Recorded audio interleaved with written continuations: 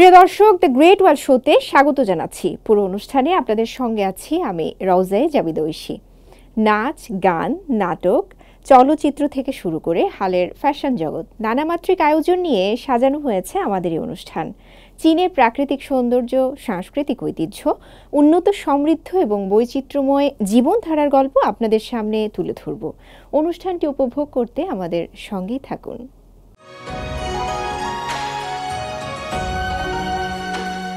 সম্প্রতি কাজাখস্তানের আস্তানায় অনুষ্ঠিত ২৪তম সাংহাই সহযোগিতা সংস্থা বা এসসিও শীর্ষ সম্মেলনে যোগ দেন চীনের প্রেসিডেন্ট শি জিনপিং।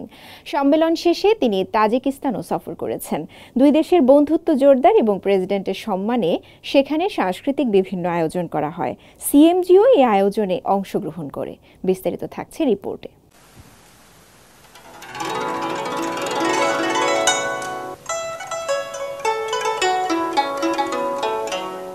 সম্প্রতি তাজিক রাজধানী দুশানবেতে নাভরোজ প্রাসাদের মঞ্চে বিশেষ চীন তাজিকিস্তান সাংস্কৃতিক বিনিময় অনুষ্ঠানে তাজিক সঙ্গীত শিল্পীদের মনোমুগ্ধকর পরিবেশনা মঞ্চ আলোকিত করে, মুগ্ধ করে সবাইকে।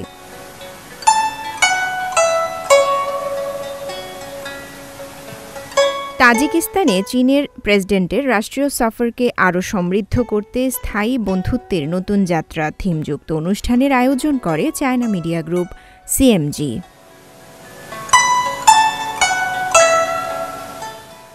সাংস্কৃতিক বিনিময় অনুষ্ঠানে তাজিক সঙ্গীতশিল্পীরা ঐতিহ্যবাহী চীনা যন্ত্রের সঙ্গে তুলে ধরেন মনোমুগ্ধকর সাংস্কৃতিক পরিবেশনা।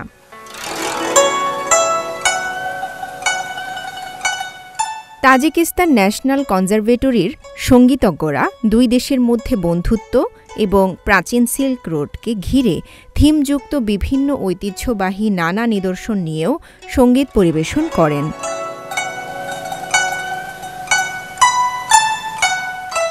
চিরস্থায়ী বন্ধুত্বের প্রতীক হিসেবে ঐতিহ্যবাহী চীনা বাদ্যযন্ত্রের সঙ্গে ঐতিহ্যবাহী তাজিক বাদ্যযন্ত্রে শিল্পীরা তুলে ধরেন তাদের প্রতিভা। অনুষ্ঠানের গভীরতা বাড়িয়ে দেয় বিশেষ তাজিক বাদ্যযন্ত্র কুচাং।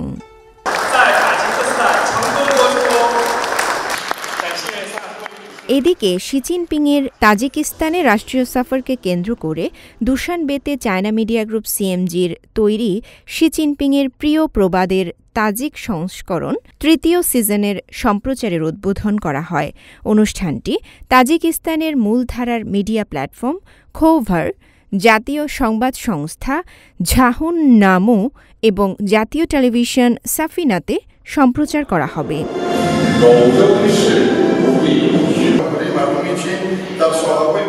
জুলাইয়ের প্রথম সপ্তাহে তৃতীয়বারের মতো তাজিকিস্তানে রাষ্ট্রীয় সফর করেন চীনের প্রেসিডেন্ট শি জিনপিং। এর আগে ২০১৪ এবং ২০১৯ সালে সফর করেন তিনি। রওজা জাবিদ ঐশী, সিএমজি বাংলা। কাজাখস্তানের তরুণ সঙ্গীত শিল্পী দিমাশ কুদাইবার্গেন। এই শিল্পী চীনা ভাষায় গান গাওয়ার পাশাপাশি বসন্ত উৎসব গালাসহ চীনের রাষ্ট্রীয় বিভিন্ন অনুষ্ঠানে অংশগ্রহণ করেছেন। চীন সম্পর্কে দিমাশের আছে গভীর পর্যবেক্ষণ। চীনা সংস্কৃতি তাকে আবেগতাড়িত করে সব সময়। কাজাকদের কাছে চীনা সংস্কৃতিকে প্রচার করতে চান তিনি।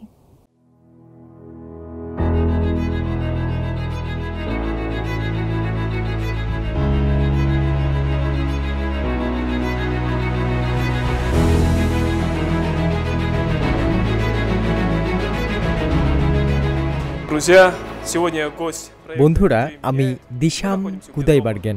আমার জন্মস্থান কাজাখস্তানের আলমাটি শহর। আমি সেই বসন্ত উৎসব গালায় দুর্দান্ত পারফরমেন্সটির কথা মনে করি।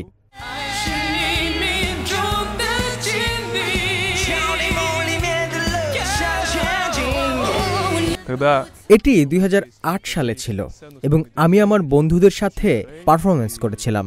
তারা হলেন ইউয়ান ইয়াংওয়েই এবং শিয়াও চিংথেং।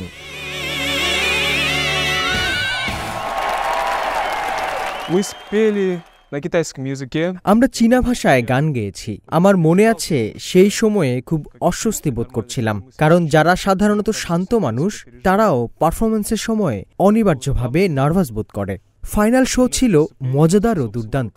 অবশ্যই এবারের পারফরমেন্সের মাধ্যমে আমি চীনে জনপ্রিয় হয়ে উঠেছি। তবে এর আগে আমি চীনের আমি গায়ক শীর্ষক অনুষ্ঠানে অংশগ্রহণের পর চীনে বিভিন্ন বড় আকারের অনুষ্ঠানে পারফরমেন্স শুরু করি, কিন্তু সিএমজির বসন্ত উৎসব গালার মাধ্যমে আরও বেশি চীনা মানুষ আমাকে চিনেছেন।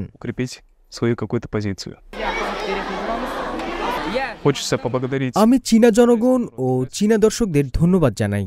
আপনারা আমাকে বিশ্বের কাছে 22 বছর বয়সী দিশামকে দেখানোর সুযোগ দিয়েছেন। তখন থেকেই আমার ক্যারিয়ার শুরু হয়, এটা স্বীকার করতেই হবে। চীন ও চীনা দর্শকরা আমার হৃদয়ে বিশেষ অবস্থানে আছে। আমি চীনে যতদিন থাকি বা যতবার পারফর্ম করি না কেন, তারা আমাকে প্রতিবারই অবাক করেন এবং প্রতিবার আমাকে ভালোবাসা দেন। সেজন্য আমি আরও পরিশ্রম করি। И благодаря им я окрыляюсь, я начинаю вдохновляться и работать еще усерднее. Я помню... আমার মনে আছে 2023 সালে চীন মধ্য এশিয়ার শীর্ষ সম্মেলনের স্বাগত অনুষ্ঠানে পারফর্ম করার আমন্ত্রণ জানানো হয়েছিল।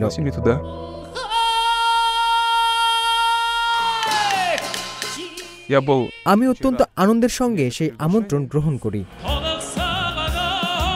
Если мое творчество может как-то поспособствовать যদি আমার সঙ্গীত দুদেশের কূটনৈতিক সম্পর্ক উন্নয়নে অবদান রাখতে পারে, তাহলে আমি এ ধরনের অনুষ্ঠানে পারফর্ম করতে চাই। আমার মনে আছে আমি 2টি গান গেয়েছিলাম। প্রথম গান ছিল চীনা ভাষার গান, দ্বিতীয় গান ছিল কাজাক ভাষার গান। কেউ আমাকে জানায় চীনা প্রেসিডেন্ট শি জিনপিং আমার কণ্ঠে গানটি খুব পছন্দ করেছিলেন।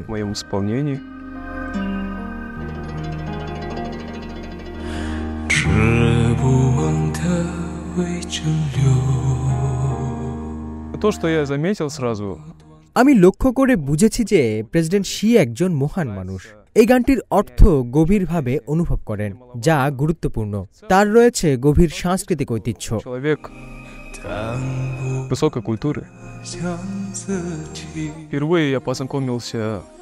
2017 সালে প্রেসিডেন্ট শির সাথে আমার প্রথম দেখা হয়। আমার মনে আছে আমি আমার সম্পর্কে, আমার কাজ সম্পর্কে এবং চীনে আমার সঙ্গীত যাত্রা সম্পর্কে মতামত শুনতে চেয়েছিলাম। তিনি আমাকে উষ্ণ শুভেচ্ছা জানান এবং আমাকে আন্তরিকভাবে বলেন তিনি আমার সঙ্গীত খুব পছন্দ করেন। তিনি আরও বলেন তার স্ত্রী আমার গানের প্রতি মনোযোগী হয়েছেন। এটা আমাকে খুব আনন্দ দেয়। এটি একটি মহান উৎসাহ এবং একটি ভারী দায়িত্ব। Поклонником моего творчества, и то, что его жена... С того момента прошло больше 7 лет. এরপর 7 বছরেরও বেশি সময় কেটে গেছে। এই কয়েক বছরে আমি গভীরভাবে চীনা সংস্কৃতি এবং দীর্ঘ ইতিহাস অন্বেষণ করার সুযোগ পেয়েছি। অবশ্যই চীনা সংস্কৃতিও আমাকে অফুরন্ত অনুপ্রেরণা ও শক্তি দিয়েছে। আমি আশা করি আরও বেশি শিল্পী দুদেশের সাংস্কৃতিক যোগাযোগে অবদান রাখবেন। যেমন জ্যাকি চ্যান বিশ্বের কাছে চীন ও চীনা সংস্কৃতি তুলে ধরেন। আমার দেশকে কাজাখস্তানের সংস্কৃতি ও শিল্পীদের প্রচার করতে হবে। Китайская культура. Моя миссия заключается в том, чтобы я শান্তি, ভালোবাসা, বোঝাপড়া ও বন্ধুত্বের গান গাওয়া, এটি আমার সঙ্গীত মিশন। চীন, কাজাখস্তান বা বিশ্বের সব স্থানে আমি সর্বদা শ্রোতা ও দর্শকদের এটাই জানাতে চেয়েছি। আমি এমন একটি পৃথিবীর স্বপ্ন দেখি যেখানে শান্তি ও সম্প্রীতি সহাবস্থান করে এবং একটি যুদ্ধবিহীন বিশ্ব। কাজাখস্তান ও চীনের মধ্যে দৃঢ় ও বন্ধুত্বপূর্ণ কূটনৈতিক সম্পর্ক স্থাপন আমাকে অনেক আনন্দ দেয়। চীনের কুইচৌ প্রদেশে চলছে গ্রাম ফুটবল ও বাস্কেটবল প্রতিযোগিতা। খাঁটি চাইনিজ এথনিক সংস্কৃতি উপভোগ ও খেলার উত্তেজনা অনুভব করতে দূর দূরান্ত থেকে ছুটে আসছেন পর্যটকরা। এই প্রতিযোগিতাকে কেন্দ্র করে পুরো এলাকা মেতে উঠেছে উৎসবের আমেজে।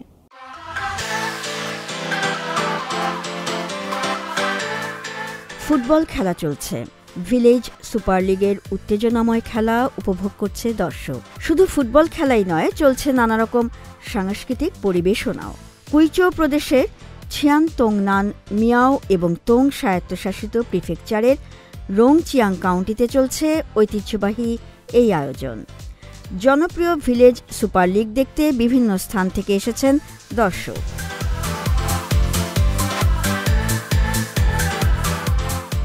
রোংচিয়াং কাউন্টির এই প্রতিযোগিতা একেবারে তৃণমূল পর্যায়ে অনুষ্ঠিত হয়। পেশাদার ফুটবলারদের পাশাপাশি বিভিন্ন পেশার গ্রামবাসী মানুষ এতে অংশ নেন। ভিলেজ সুপার লিগ এবং ভিলেজ বাস্কেটবল অ্যাসোসিয়েশন সরকারের সহযোগিতায় একেবারে গ্রাম পর্যায়ে এই খেলার আয়োজন করে, যা পুরো জাতিকে মাতিয়ে তোলে। আমি কুয়াংতংয়ের শেনচেন থেকে এসেছি। আমি আজকেই এসেছি। একজন সমর্থক ও দর্শক হিসেবে খেলার সঙ্গে একাত্ম বোধ করছি। আমি এত উত্তেজনা বোধ করছি যে আমার হাত কাঁপছে। এই প্রতিযোগিতা স্থানীয় অর্থনীতিকেও চাঙ্গা করে তুলছে। স্থানীয় খাদ্য, বসবাসের ব্যবস্থা, যোগাযোগ, পরিবহন খাতের উন্নয়ন স্থানীয় অর্থনীতির বিকাশকে সমন্বিত করেছে এবং স্থানীয়ভাবে জীবনযাত্রার মানোন্নয়ন ঘটিয়েছে। ভিলেজ সুপার লিগের লক্ষ্য হল একটি আনন্দময় অর্থনীতি গড়ে তোলা। লিগের মূল লক্ষ্য হল গ্রামীণ পুনরুজ্জীবন এবং আমাদের কাউন্টির উন্নয়নকে এগিয়ে নেয়া। রংচিয়াং কাউন্টির যে সুবিধাগুলো রয়েছে, যেমন এথনিক সংস্কৃতি, মজাদার খাদ্য, সুন্দর দৃশ্য, এসবকে কাজে লাগিয়ে আমরা এগিয়ে যাচ্ছি। ডিজিটাল অর্থনীতির যুগে নতুন মিডিয়াকে ব্যবহার করে এবং ফুটবলকে জনপ্রিয় করে ভিলেজ সুপার লিগ ব্র্যান্ড তৈরি করতে চেষ্টা করছি। সুপার লিগ দেখার জন্য আসছেন পর্যটকরা। প্রসারিত হচ্ছে পর্যটন ব্যবসা। স্থানীয় হোমস্টের ব্যবসা জমে উঠেছে। রংচিয়াংয়ে ৩,৬০০টি নতুন ব্যবসা গড়ে উঠেছে, যার মধ্যে ক্যাটারিং সার্ভিসের মতো ব্যবসা রয়েছে। ভিলেজ সুপার লিগের লোগো ব্যবহার করছে ১৩২টি ব্র্যান্ড। ৬টি প্রধান চাইনিজ খাদ্য ও পানীয় কোম্পানি স্থানীয়ভাবে বিনিয়োগ করেছে।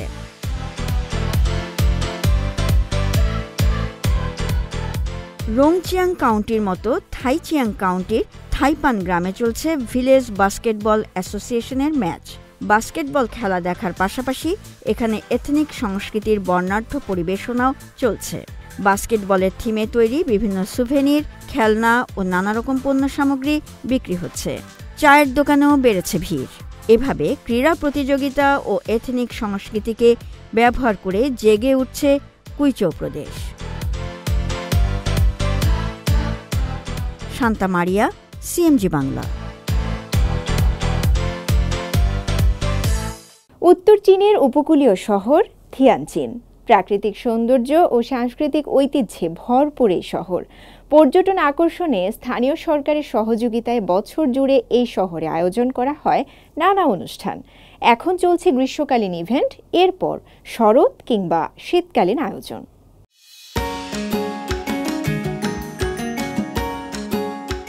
চীনের বন্দর নগরী থিয়ানচিন, এটি একসময় ব্যবসায়িক সাফল্যের জন্যই বিখ্যাত ছিল, কিন্তু বর্তমানে এটি উল্লেখযোগ্য পর্যটন বান্ধব নগরীতে পরিণত হয়েছে।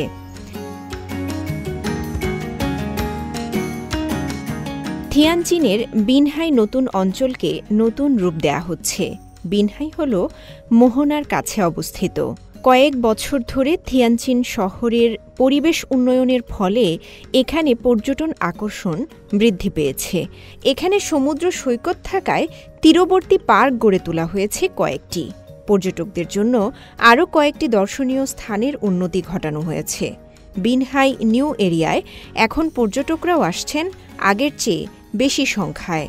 এখানে সবুজ পর্যটনকে প্রাধান্য দেওয়া হচ্ছে।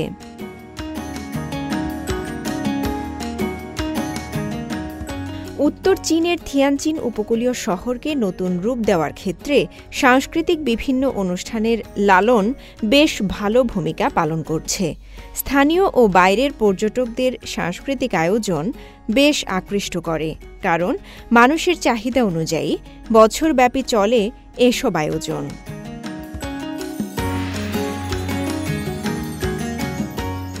অন্যান্য সাংস্কৃতিক পরিবেশনার মধ্যে গান বাজনা উপভোগ করতে আজকাল নিয়মিত গ্রীষ্মের রাতে স্থানীয়রা এবং দর্শনার্থীরা নদীর তীরে বা সেতুর ধারে জড়ো হন।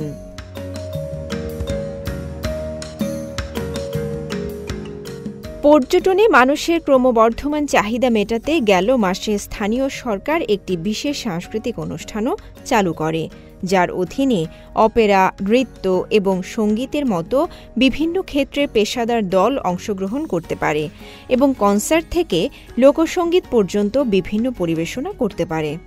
এখন পর্যন্ত 40টিরও বেশি ইভেন্ট পেশাদার বিভিন্ন দলের অংশগ্রহণে অনুষ্ঠিত হয়েছে।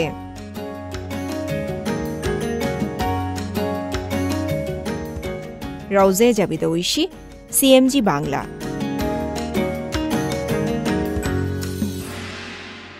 দক্ষিণ পশ্চিম চীনের ছোট্ট জেলা চংআন, জায়গাটির আরেক নাম গিটারের অঞ্চল।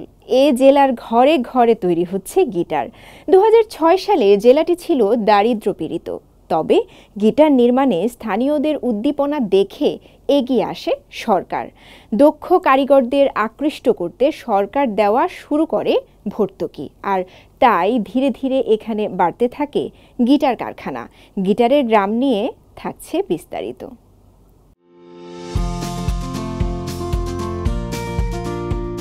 বিশ্বের 7টি গিটারের মধ্যে একটি গিটার আসে চীনের একটি প্রত্যন্ত জেলা থেকে। পাহাড় বেষ্টিত ছোট্ট অঞ্চলটির নাম চংআন। সেখানকার নির্মিত গিটার পৌঁছে যাচ্ছে বিশ্বের বিভিন্ন প্রান্তে।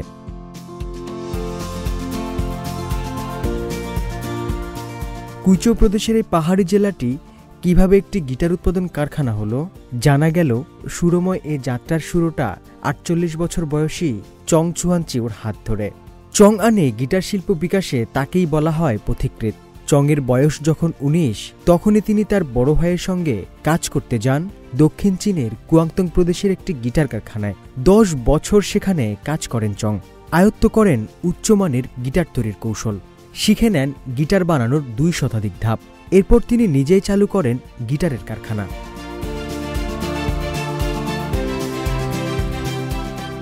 2012 সালে গ্রাম উন্নয়নের জন্য চংআন কাউন্টি কিছু বিনিয়োগকারী খুঁজছিল। ঠিক সেই সময় তারা জানতে পারে চং চুয়ানচিওর মতো গিটার শিল্পে কাজ করছে চংআনের প্রায় 50,000 মানুষ। এই দক্ষ কারিগরদের নিজের শহরে থেকে ব্যবসা শুরুর সুযোগ করে দিতে চংআন কর্তৃপক্ষ গিটার উৎপাদকদের জন্য একটি শিল্প পার্ক তৈরির সিদ্ধান্ত নেন। এজন্য তারা কারখানার ভাড়া মওকুফ, পরিবহন ভর্তুকি এবং ব্যবসায়িক ও আর্থিক সেবা সহ নানান সুবিধা দেওয়ার সিদ্ধান্ত নেন। শুরুর দিকে নিজ শহরে ফিরে আসার সিদ্ধান্তটি কঠিন ছিল। কোনো হাইওয়ে ছিল না কোনো শিল্প কারখানাও, দক্ষ শ্রমিকও ছিল না। শুরুর দিনগুলোতে বাজে পরিবহন ব্যবস্থা, অসম্পূর্ণ অবকাঠামো এবং দক্ষ শ্রমিকের অভাবে কিছুটা ক্ষতিগ্রস্ত হয়েছিল এই শিল্প খাত। তবে 2015 সালের পর থেকে বদলে যেতে থাকে সবকিছু। এই ছোট কাউন্টিটি যোগ হয় মহাসড়কের সঙ্গে, উন্মুক্ত হয় চংআনের বাণিজ্যিক দুয়ার। আমরা যখন গিটার শিল্পের বিকাশ নিয়ে কাজ শুরু করি, তখন পুরো শিল্প চেইনের জন্য সহায়ক পরিষেবা প্রদানের চিন্তা করি। এখন আমাদের পার্কে মূলত যে কোনো গিটার কোম্পানি 10 মিনিট সড়ক দূরত্বে প্রয়োজনীয় সব সেবা পেতে পারবে। এটি পুরো কোম্পানির উৎপাদন খরচ কমিয়ে দেবে এবং বাজারের প্রতিযোগিতাও বাড়াবে। 1 দশকের উন্নয়ন পরিক্রমায় চংআন কাউন্টি এখন বিশ্বের বৃহত্তম গিটার উৎপাদন কেন্দ্রে পরিণত হয়েছে। বিশ্বের প্রতি 7টি গিটারের মধ্যে একটি এখন চংআনে তৈরি হয়। আপাতত স্থানীয়দের কর্মসংস্থানের পাশাপাশি বিদেশি উৎপাদনকারীদের এখানে ব্যবসা খোলার জন্য আকৃষ্ট করছে চংআন। গেল 1 দশকে চংআনে শিকড় গেড়েছে 130টিরও বেশি গিটার কোম্পানি। চীনা কমিউনিস্ট পার্টির 18তম জাতীয় কংগ্রেসে দেয়া তথ্যে দেখা গেছে 2021 সাল থেকে কুইচৌ প্রদেশে 92,30,000 মানুষ দারিদ্র্যসীমা থেকে বের হয়ে এসেছে। দেশটির অন্যান্য প্রদেশ ও অঞ্চলের দারিদ্র্য দূরীকরণের মধ্যে এটিই ছিল সর্বোচ্চ। হোসনে মোবারক সৌরভ, সিএমজি বাংলা। পূর্ব চীনের শান্তং প্রদেশে মহান দার্শনিক কনফুসিয়াসের জন্মস্থান। সম্প্রতি সেখানে একটি থিম ভিত্তিক লাইট শো এর আয়োজন করা হয়েছে। ছুফু শহরে অবস্থিত কনফুসিয়াস জাদুঘর দেশের প্রথম সারির জাদুঘরের মধ্যে অন্যতম। এই গ্রীষ্মে পর্যটক আকর্ষণের শীর্ষে আছে এই জাদুঘর।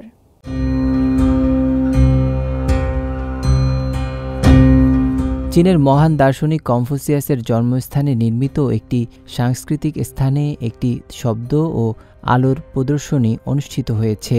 গেল সপ্তাহে পূর্ব চীনের শান্তং প্রদেশের সুফু শহরের নিশানে এই আলো প্রদর্শিত হয়।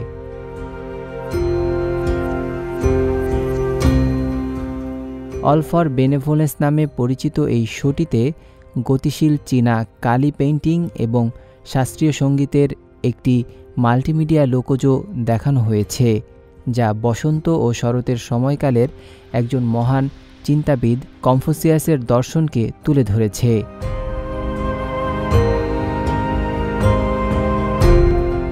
কুফু শহরে অবস্থিত নিশান ভূমিকে ঐতিহ্যগতভাবে কনফুসিয়াসের জন্মস্থান হিসেবে বিবেচনা করা হয়। এই সাংস্কৃতিক পর্যটন রিসোর্টটি ৩৫.৭৬ বর্গ কিলোমিটার এলাকা জুড়ে বিস্তৃত। এটি একটি সাংস্কৃতিক ভিত্তি যেখানে দর্শনার্থীরা চীনা সংস্কৃতি সম্পর্কে শিখতে পারে এবং কনফুসিয়ামকে সরাসরি অনুভব করতে পারে।